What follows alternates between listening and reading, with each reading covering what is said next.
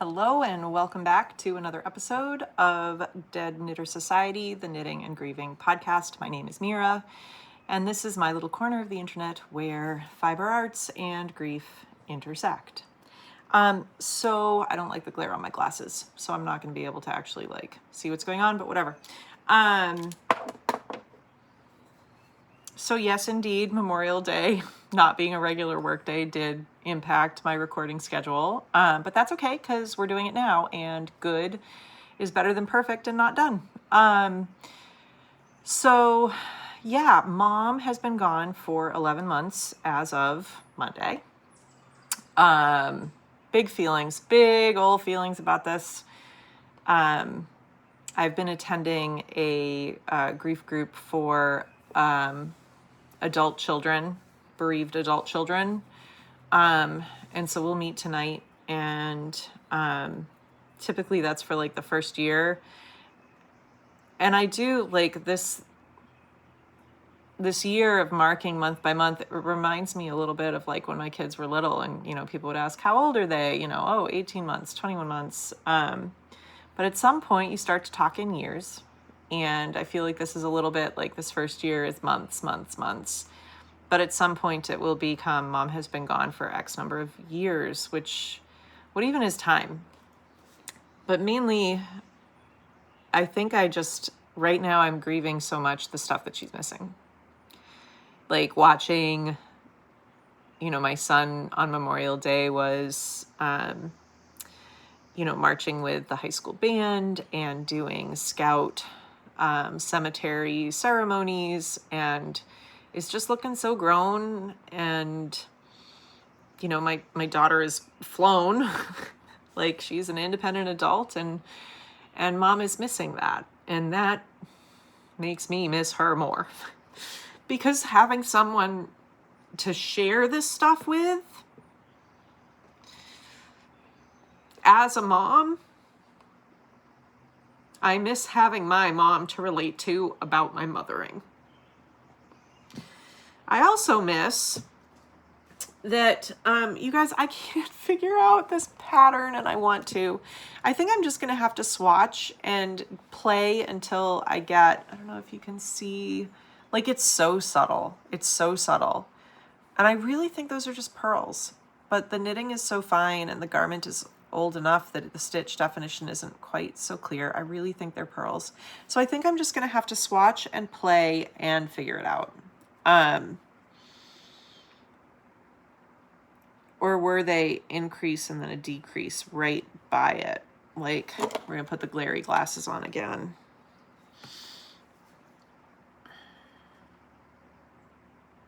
No, I really do think that they're just pearls. So, yes, I have been the biggest squirrel about knitting. So, Andrea Mowry, who is Drea Renee Knits, quite a prolific designer in the fiber world. She designed the Harlow Flip, which is a variation on her Harlow hat. Great beginner brioche project if you've never done brioche. Brioche in the round is actually simpler than brioche flat back and forth. But this one is cool because you syncopate, or basically you just at some point switch whether you're knitting or purling, and then it creates the different stripe. So this way, when you fold the brim up, you'll have that.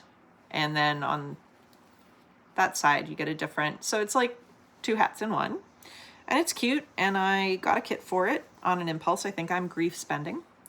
This teal color is Pishkin from Farmer's Daughter Fibers, and then Spin Cycle, I forget the colorway name, but it's quite pretty. It's a color changing colorway, so Spin Cycle tends to be. That should be obvious.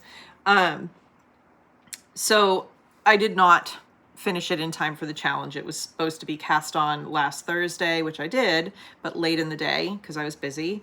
And then you're supposed to have it done by Monday at noon. I did not, which means that I haven't been working on my Tanager tank very much. I got about an inch of work done, and then I actually just switched the progress keeper today because I hadn't worked on it since Monday or since the weekend. So I have that in progress. I do want to cast on for the beanie that I'm going to just figure out this pattern somehow with this beautiful, delectable, squishy American wool. Pixie, I'm still picking away at the sleeve. I'm just about at the point where I think I did already start the 2-color garter stitch. Yes. I still need to figure out what my actual due date is, but I'm halfway done with one sleeve. So that is coming along. I have not picked up my Mabel in a little while. And I did start the Simple Thing scarf and the months ago. So that one is really kind of hibernating. I have this feeling that June should really be a month of finishing whips. Just resist the temptation to cast on anything new and just finish my whips and rip that Band-Aid off. Because I have been somewhat undisciplined and scattered this month. But that's okay. I'll also say today is 2 months since my surgery. And my physical therapy is finally starting to look like fitness to me. Being multifaceted beings. I am an avid outdoor person who also loves to knit. When I go backpacking, I always carry a lightweight, small project because I always need to have something for my hands to do. So it is nice to be able to start incorporating movements again, like power cleans and deadlifts and, stuff that makes me feel like myself. That kind of reclamation, and definitely having been unable to move in the ways that I am accustomed to and that I like to, this has been very informative about really the challenges that my mom had as her body was kind of betraying her. And it also is making me never want to take my body for granted so much. So I still don't know if I'm going to make this a separate video, but I did want to talk a little bit about the Sam Adams of yarn. I don't know if so when I started knitting, I went into a Joann's or a Michael's or something. No, it would have been a Joann's because it was Lion Brand yarn. And I got their homespun, which was cheap. It was I don't know, $3 or $4 a ball. And I got, I think 6 or 7. The yardage on that was enough to make a blanket. And it was, it's not fancy yarn. It made a blanket. It taught me how to knit. And for a long time, I did not really buy bougie yarn. I think the first time that I spent serious money was I went to Webb's in 2012. Webb's is this giant yarn store in Western Massachusetts. If you've never gone, I highly suggest. I call it the pilgrimage. They have great price points, and the more you buy, the bigger discounts you get. Now, I'm going to preface the rest of what I'm going to say with, I am in no way trying to call out or denigrate small business owners right now, because local yarn shops are in a world of hurt. I am starting to get the emails of, now's a good time to buy because my suppliers are telling me that they're being hit with tariffs. Yarn is political, guys. It really is. Our small businesses are going to suffer. And I don't know if you've ever read the book Wool by Clara Parks, but it is an incredible investigation into the absolute destruction of American textile industry. I believe that there are only 3 mills in the United States that can actually produce bulk wholesale amounts of spun wool into yarn. The mills are closing. I know there's one in Vermont. But this used to be an industry in our country, and it isn't anymore. And it is very hard because the cost to do smaller batches is astronomical. And I know that many indie dyers are buying the same bases that are undyed, that are not domestically made. They're going to be hit by tariffs too, because they're buying imported, undyed yarn. And really, so then indie dyers, it's a little bit like when I was making soap, people would just put their label on base soap that they were buying in bulk. I was making mine in small batches from scratch, and I could not compete with my pricing for what it took to make, you know, a 2-pound batch of soap versus someone who's buying 40 pounds of this commercially made base and then calling it their own. That's a different conversation about Etsy, but okay. So I want to support American industry where I can, where it's financially feasible for me. That is part of why I really enjoy the Farmer's Daughter fibers, because like Pishkun, for example, is Montana and Wyoming grown Rambouillet and Targhee, which are sheep breeds.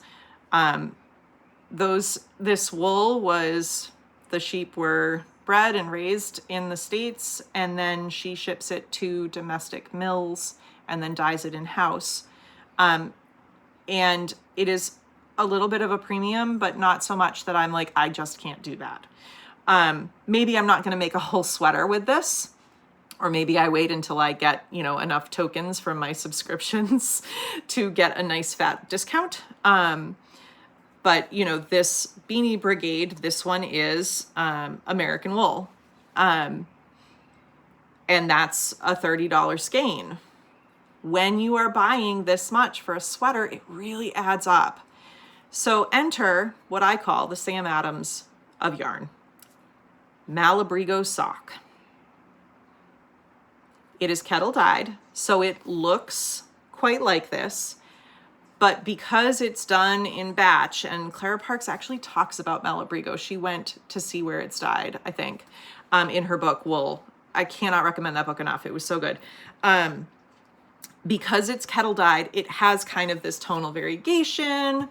But for the most part, most of the colorways are going to be pretty similar time after time. I've had a couple where there were some weird variations in like the Arco Iris colorway. But really any yarn is going to tell you, make sure that you're in the same color lot. And it retails now for like 22 a skein for 400 and change yards. There are some, we'll call them indie dyers, maybe one that's from France, without naming names, that it's like $38 a skein for, it is a very beautiful yarn. But I feel like sometimes, particularly with very small shop, like my soap batch to batch varied. And sometimes that's what's beautiful about those indie dyes, where you're getting like a one pot wonder and you're never, it's going to be so individual. But sometimes it's a little bit like, and this is where I come to Sam Adams, I love microbrews. But every so often, one batch, 1 year of a seasonal, it tastes a little bit different the next year. And there's something to knowing that if I ask for a Sam Summer, it's going to taste the same every time. And it's not Bud Light. It's not gross, but it's not bougie beer, and the price point's a little bit different. So this is where I come down to, and again, I do not want to call any shop owners out, because certainly if you have your own in-house yarn and that is a more similar price point, I get that. I get it. But I don't think that we should be yucking people's yum if they love a particular yarn that is kind of like, you know, mid-brow. It's mid-brow yarn. Malabrigo sock is mid-brow yarn. It is really nice. It makes, I mean, some of my favorite garments that I've made are made out of Malabrigo Rios, which is their worsted weight. It makes a quality garment without completely needing to mortgage your home to make a sweater. Like, to buy the yardage for a sweater of Malabrigo, it's sometimes, I mean, it's a solid 30% less than some of like the higher brow, or let's say microbrew of yarn.